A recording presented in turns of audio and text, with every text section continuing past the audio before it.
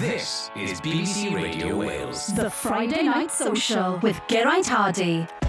Good evening and welcome to the show. It's been a big week in the sporting world, especially for Bradley Wiggins, Cardiff City and Swansea City. We'll also talk Wales versus Italy on Sunday in the Six Nations. And Imran Nathu will be popping in to tell us what Italian delights we could eat whilst watching the game on Sunday afternoon. And I sat down this week one-on-one with Andy Powell, and yes, we talk about the golf buggy. Two great guests in the studio as well, Martin Williams and Nathan Blake. Let's get the weekend started. Welcome to the Friday Night Social. This is BBC Radio Wales. Text 81012 at BBC Radio Wales on social media. Geraint Hardy on the Friday Night Social. Yes, good evening. Welcome to the show. Miserable night, let's be honest, outside this evening. So hopefully we'll keep you entertained for the next 3 hours or so. But I'm happy to say two happy faces in the studio this evening. First of all, he's a legend, Mr. Nathan Blake. Welcome along, mate. You good? Good evening, mate. Yeah, I'm really good. You? Been busy this week? Clearing snow, yeah. Yeah. You've got a kind of a little small holding, am I right saying that? Yeah, Got I've some got animals? a few. No, I haven't got any animals yet. I do emphasise yet, but maybe in the future, horse, maybe pot-bellied pig, some sheep, and what have you. But I can imagine I a lot of snow, acres though. out there. Yeah. Yeah, nice. And making his debut on the show this evening, Martin Williams. It's great to have you on. How are you doing? You okay? I'm good, guess on my debut. Is it not? No, you don't listen to your own show, do you? Because I was on your. Well, you were off for some reason. I think you might have been sick, so I was on with Ebsy at the start of the season. Well, this is Brett embarrassing. John. So that's a bit embarrassing for you, mate, isn't it? To But see you know what? I wasn't didn't sick. listen to it back. No, No, I didn't check out my competitor.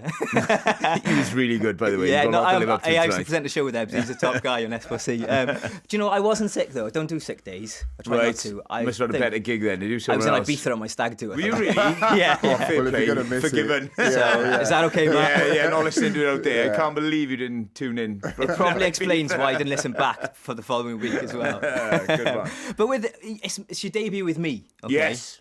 So when it comes to debuts in your sporting career as a rugby player, is there a debut that stands out for you, the one you enjoyed the most? Everybody mentions their first cap for Wales, but I honestly can't really remember. It was that long ago.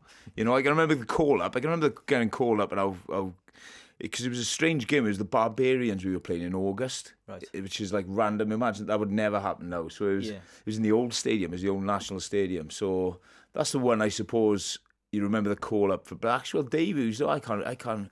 Oh my! Actually, I can remember my debut for Pontypridd. It was up in Waterloo of all places. Yeah. 18-year-old kid called up on the Monday by Dennis John to say, look, we want him to come and play up in Waterloo. I was still in Ponty Youth at the time. Did you get battered? Oh, mate. And honestly, right, I had all these legends, guys I looked up to like Neil Jenkins, Dylan McIntosh, Phil John, Banzani, Steve Lewis, all like legends in Ponty, and I was going to play with them. And I can remember I lived like a monk all week, looked after myself all week. Big game, Saturday, first ever game of senior rugby.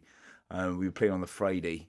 And on Thursday morning, we had to meet in Sardis Road car park at about 6:30 in the morning, and the first thing as I sat down in my chair was given a 6-pack of Heineken to drink. You're joking me. So it goes to show how far the game has changed. That would have been early 90s. So yeah, that was a memorable couple of days up in Manchester. I was playing Waterloo, so that's the one I remember. Yeah. So what was the instructions off Dale McIntosh that day? Drink the 6-pack or kind of be good on the pitch? Mate, both. Yeah. That's the thing. You had to do both. You had to drink and you had to be good. There was no shortcuts. So yeah, when you've got a guy like that giving you 6 cans of Heineken, you don't ask questions. You just drink it, mate. So, but probably didn't have the best of games either the next day. I won't lie. Yeah, Blakey, what about yourself? Any debuts that stand out, or a phone call to kind of to start your career that kind of you remember Mine fondly? was Bristol Rovers Yeah. at Twerton Park for Cardiff City, and I wasn't playing. It was Ray Daniel was injured, but said he was okay on the Friday. On the Saturday, I was travelling with the team.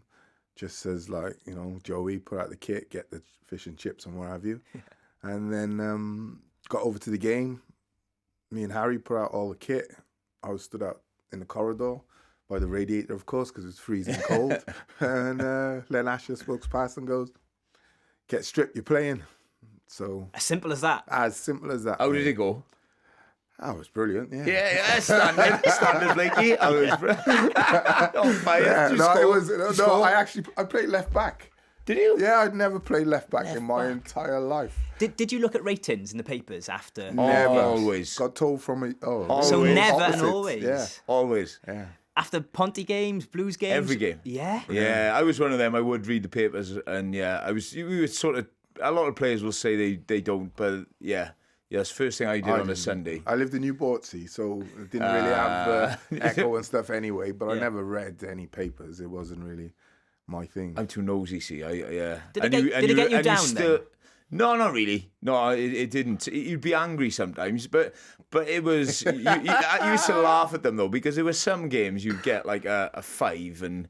Actually, I thought I had a good game. And there's other games you didn't play well where you'd get like an 8 and it all depends if you won. If the team wins, you get a high rating regardless of how you've played, really. And if you lose, you just get a low one. So, and I can still, there's still a few journalists who I look at sometimes. I remember what you get. That's why. Well, I had a situation where I had to stop. I won't mention no names, but a Cardiff City player and an Echo journalist.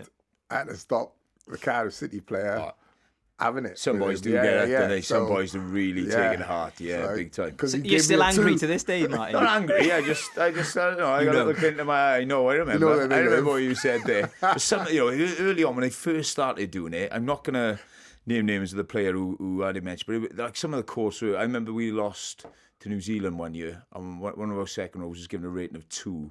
And it was something like, like a Teletubby in a washing machine against New Zealand pack. It was just brutal, the stuff they used to say. And like a goldfish in a bowl full of piranhas and just really personal. Which I think that's a little bit harsh, that is. Because especially when you've never actually played it. Exactly. Right? To sit...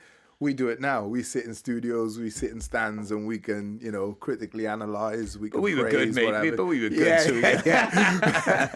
I'm not going to disagree, to be honest with you. But it is absolutely different on the floor than in the stand. You think, why isn't even us now? We'll probably why hasn't he passed it there? Or why hasn't he? Why has he kicked it there? And then you think to yourself, well, hold on a minute. But how many times you were down there and people going, what is he doing?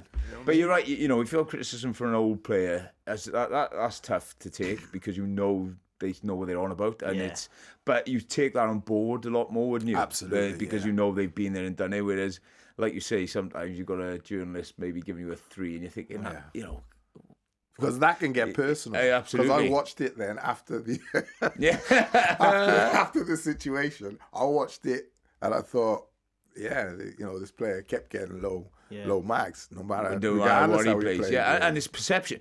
I'm telling you that because I know the editors love it, don't they? Because they know. But a lot of the public will just, he's had a 7 and he must have had a good. He must have had a good game. Or if he's given a 4, they won't think for themselves. They'll say, he was rubbish. Yeah. We are as a member of the public really who watches rugby and football. Sometimes you are misguided, and you just believe it, Yeah. And before we go to the Scarlets, to Leinster to catch up with Nick Webb this evening, I had one review from my rugby career, Pontypridd Schools. So you'd know, Martin, from your days. In the Observer. The Observer used to write up, right? Ponty Observer. And in one game I scored 2 tries, and I thought, I can't wait to read this review because, my name's going to be there, definitely. And they described these tries, beautiful tries. They didn't have got the wrong name. Oh, no way. You're joking. When you're that age as well, and to see a name in the papers, it'd be all and end all, isn't it? It hurt. I've never forgiven them, really, to be honest with you. Anyway, let's move on to the Pro 14 this evening. Some live action. The Scarlets taking on Leinster. There for us this evening is Nick Webb. Nick Webb, what's the team news?